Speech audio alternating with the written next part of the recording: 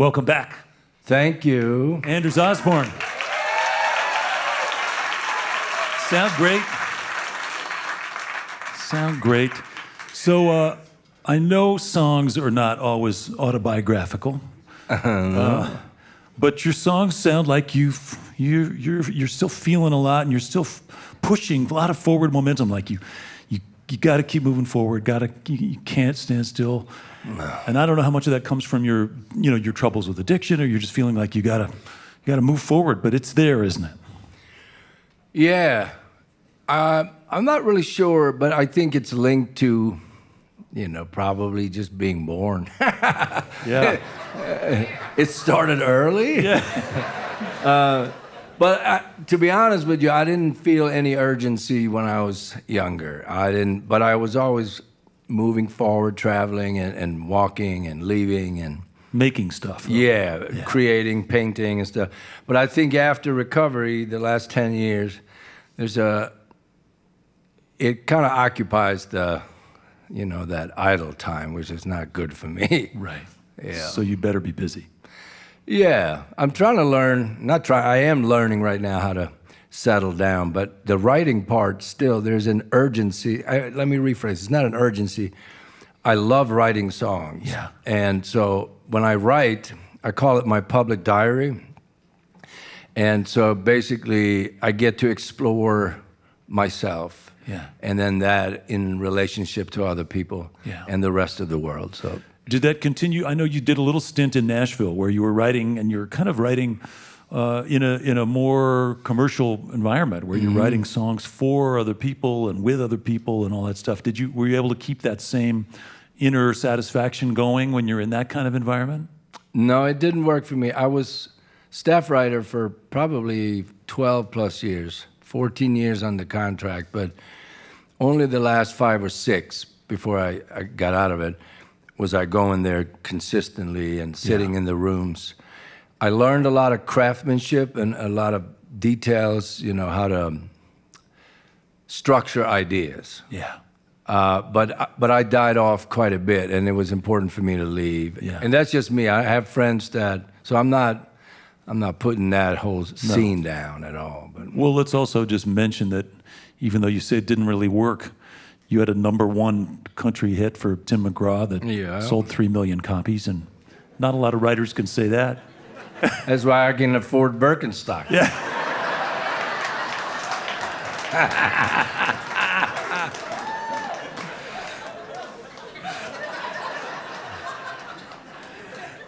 I don't think are you the only guy in New Orleans wearing Birkenstocks? I don't think so. No, but one of the few. One of the few, yeah.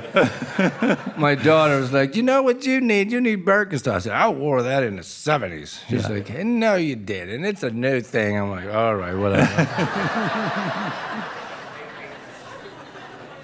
But back in New Orleans, that must feel great. Must feel like home, right? That's your place. Yeah, I love it. Yeah. And we lost Dr. John not that long ago, so Mac was somebody who was in everybody's life and just a part of that culture. Yeah, ran deep for all of us. Yeah. Did you get to spend a little time with him? Yeah, over the years we played, we did sessions, and did some gig stuff. We had a band together, the Tab put together, Tab Benoit, and called Voice of the Wetlands. Yeah. Trying to save the wetlands, and Tab is a good guy. So we were in a band there, we did a bunch of sessions, and then some other stuff, and so there are a lot of memories. He helped me get clean, too, he and a few other friends of mine. Yeah. We had a great visit up here in Colorado with him, and I had a really great conversation, which I think is actually now, just since his passing, is up on our site if somebody wants to check it out. He tells some great stories about the two musicians union, the black union and the white union, and how he was a member of both. And so he could work all these sessions. He told a really funny story about it. I don't think it's in that interview, but he talked about how when he was young and he had a little band together, there's no internet, there's no photos of all these things. So if you hear a song on the radio, they would call these clubs and say, "Oh yeah, well that's us, man. We're question mark and the Mysterians, that's us." And they would just cop that one song, and then they would get the gig, and they would play at these places. It's pretty funny. That's some good stuff. Well, New Orleans, man, I can see why New Orleans is a place that you feel great in. It's also so funny because it's everything it's all the things you feel all the time, because it is also temptation and redemption and love and loss and, Yeah. But New Orleans has recognized you many times. You've won so many awards. You've been recognized by that community, and it's inspiring, really. Yeah, it's a good fit. I've been there 34 years, and for being someone, I mean, I'm an immigrant to this country in general. I came here as a teenager, and it's hard to find somewhere to call home. Some people are lucky and they're born somewhere, and that's what they call home. And it's not just a default setting; they love it. But I got lucky to find a place where being me is what they dig. Yeah. They like it when I'm me, so I'm staying. Yeah.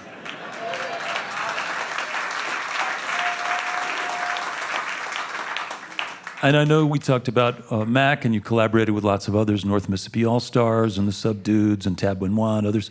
Are you working with anybody now in particular, or are you just open to whatever comes? I'm producing a record with Railroad Earth, and there's some great talk about good writing. Todd is an amazing writer. Yeah. That's one. I've worked with another country star, Eric Church, and which is a little different, but he's really cool. He's got a cool thing going on, and he stays right left of like mainstream. It's pretty hip, so I dig him. Oh, that's cool. So as a producer, you're busy. No. That's songwriter. That's songwriting. With Eric. Okay. And then we just trying to put bands together.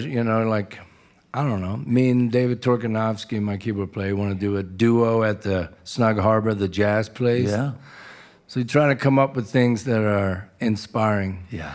Once you get 30 plus years into the career, you gotta. Yeah.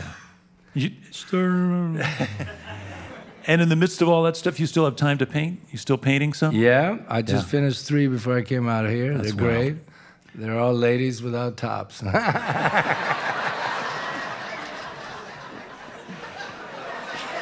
a subject you must have studied, probably. Ooh, I love it. And some research. I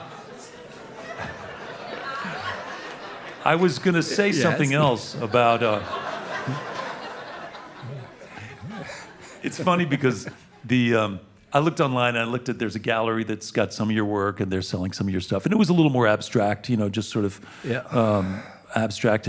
And it actually reminded me, I saw this show in New York this year, a Swedish abstract modern painter from the late 19th century, early 20th century, named Hilma af Klint. And she had an entire show, took up the whole Guggenheim Museum. And it's incredible, and you should check her out. I will. Because you're even though you don't know her, you're channeling some of that Swedish stuff, man. It's in there. I hope so. That's great. Yeah, that's great. And then lastly, before we get back to music, tell me about the work you're doing. I think, is it called Send a Friend? Send Me a Friend, yeah. Send Me a Friend, yeah. So a little while, like, I don't know how long, but a few months into my sobriety, it was really difficult to go back to work. And when I left the rehab and stuff, everybody, the counselors and everyone was telling me, you should probably not go back to work so soon, find a different job. And I was like, I didn't finish high school. I'm not sure what I'm supposed to do. And I was, anyway, I was in deep trouble, and I was in bankruptcy and foreclosure and stuff. So I was just trying to save the house, and then if my wife needed to sell the house, at least I would make enough money so she would own it so she could sell it, right? Well, so I had to hit the road, and once I get out there, people are throwing, 8 balls in my hand, and it's like, I'm like, holy crap, this is crazy. So I got what they were saying, but I still felt like, well, this is what I'm supposed to do, so this should work. So I came up with the idea after 2 guys from AA came out and sat with me, and they just sat on the side of the stage when I performed. And I was like, that's interesting. They're not doing anything, saying anything, but I felt accountable. And I felt safer, and I felt just like, okay, I'm here to work. I'm not here to party. I'm just working. So I set up with a friend of mine, we started something where we have a data bank of, thousands of people that we call friends. And if you're in recovery, you can call, and we send someone out to be there when you work. Not to get you sober, but just give you a little support while you go back to work. So that's the idea. Yeah, and it's...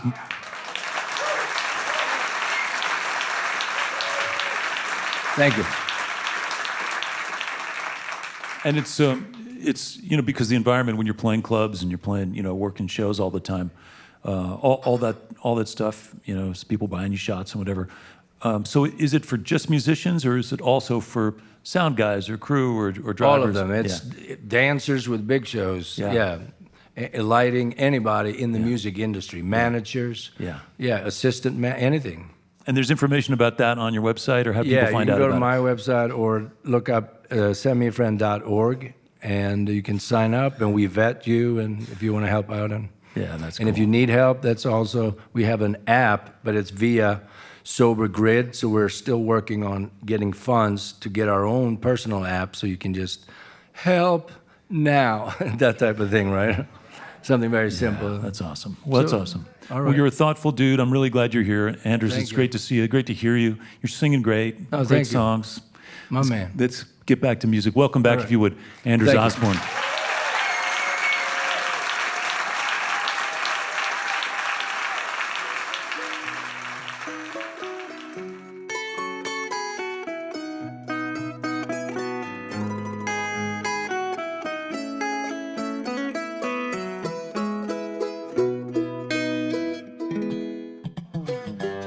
Hi, this is Nick Forster from eTown. If you want to stay up to date with all the performances, interviews, and behind-the-scenes footage, click the subscribe button. Thanks.